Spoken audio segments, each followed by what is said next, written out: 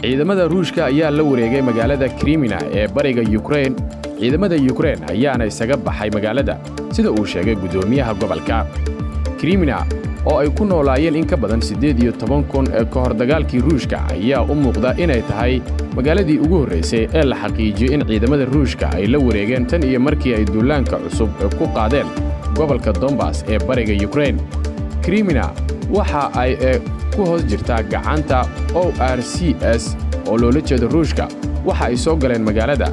sidaasi waxa yiri gudoomiyaha gobolka Luhansk oo sidaasi u sheegay warbaahinta warbixin markaasi kooban oo uu siiyay talaadadii. waxa uu sheegay in ciidamada Ruushka dhowr aag ay ka soo galeen magaalada isla markaana ay sii wadayaan isdifaacid iyo ka hortagidda ciidamada Ruushka. ma uusan sheegin goorta ay ciidamada Ruushka gacanta ku dhigeen Crimea, balse waxa uu sheegay in ay ka soo weerareen dhinac waliba. suurtagal ma aha in la xisaabiyo tirada dhimashada ee dadka rayidka ah. waxaan haynaa tirkoob rasmi ah ilaa 200 oo dhimasho, laakiin dhab ahaantii waxaa jira kuwa kale oo badan, ayuu yiri isaga oo aan caddayn qaabka ay ku ogaadeen heerkaas dhimashada dagaalku sababay. Ruushka oo waxa ay ugu yeeraan howlgal military oo gaar ah ka bilaabay Ukraine 24 February waxa uu dafiray in la beegsaday dad rayid ah. Ruushku waxa uu kordhiyay dagaalka Ukraine si uu la wareego magaalada xudunta u ah warshadaha ee bariga Ukraine ku taala talaadadii. afhayeenka wasaaradda difaaca Ruushka Major General Igor ayaa sheegay in ay gantaalo ku burburiyeen 13 ka mid ah saldhigyada ciidamada Ukraine iyo goobaha hubka, halka ciidamada cirkana ay duqeeyeen 60 goobood oo kale oo ay ku sugnaayeen ciidamada Ukraine oo ay ku jiraan baqaaro lagu kaydiyo madaxyada gantaalada. weerarada ayaa isniintii ka bilowday jiidda hore ee dagaalkan in ka badan 480 kiiloomitir oo ah waqooyi bari Ukraine ilaa iyo koonfur bari ee dalka. Ruushka ayaa sheegay in ay dhowr goobood ku duqeeyeen gantaalo oo ay ku jiraan magaalada Kharkiv ee waqooyi bari iyo sidoo kale aagga ku xeeran Zaporizhzhia iyo Dombiro ee galbeedka ee gobolka la yiraahdo Donbass. haddaba muxuu ka micno yahay dagaalka Ruushka ku qaaday magaalada Donbass? kadib markii uu fashilmay dadaal Ruushku ku doonayay in uu ku qabsado caasimadda Crimea, ayaa bishii hore ku dhawaaqday in hadafkooda ugu weyn uu ahaa qabsashada gobolka Donbass ee inta badan looga hadlo luuqadda Ruushka. haddii uu guulaysto weerarkaas, waxa uu madaxweynaha Ruushka Vladimir Putin siin doonaa qayb muhiim ah oo ka mid ah Ukraine iyo guul aad loogu baahnaa oo uu ka gaaray dagaalka hadda socda ee 7 ah. taas oo uu soo bandhigi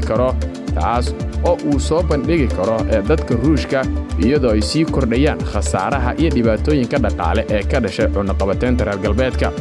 qorshaha Ruushka ayaa keeni kara Ukraine oo kala qaybsan, waxaana uu gacanta ku dhigi doonaa magaalada ay taal hantida ugu badan ee Ukraine, gaar ahaan warshadaha oo ay ku jiraan macdanta dhuxusha, dhirta biraha iyo warshadaha mashiindhiska ah.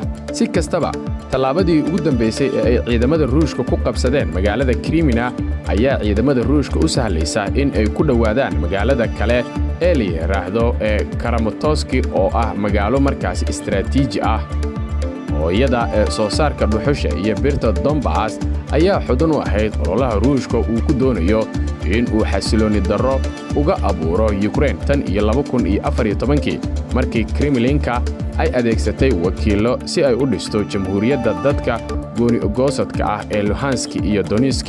qabsashada Donbass iyo magaalada dekedda leh ee Mariupol ayaa Ruushka ka caawin doonta in uu sameeyo xiriir dhuleed oo u dhaxeeya dhulka uu ka taliyo ee bariga Ukraine iyo gobolka Crimea ee Moscow ay qabsatay sanadkii 2014. wasaaradda difaaca ee Ukraine ayaa goorsii horeysay oo salaasada ahayd sheegtay in ujeedka duulaanka cusub ee militariga Ruushka ee bariga ay tahay in la qabsado dhulka lana sameeyo xiriir dhulka ah oo u dhaxeeya dhulalka bariga iyo Crimea iyo in la burburiyo ciidamada qalabka sida ee Ukraine. afhayeenka wasaaradda difaaca ayaana sheegay in ciidamada Ruushku ay weerar ku qaadeen dhammaan jiidda hore ee bariga Ukraine iyaga oo ku cadaadinayay go'doominta magaalada Mariupol ee koonfurta, waxayna isku dayayeen in ay hareereeyaan magaalooyinka gobolada Donetsk iyo waliba sidoo kale Luhansk. madaxweynaha Ukraine Volodymyr Zelensky ayaa sheegay in tiro badan oo ciidamada Ruushka ah ay ka go'an tahay ololaha.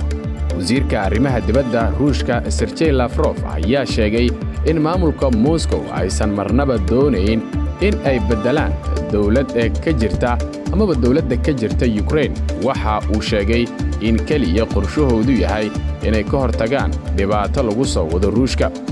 Adduunka ayaa dadaal ugu jira in ay taageeraan Ukraine. Hub isugu jira diyaarado dagaal iyo gantaallo ayaa lagu daabulaya Ukraine si ay isaga caabiyaan awoodda Ruushka.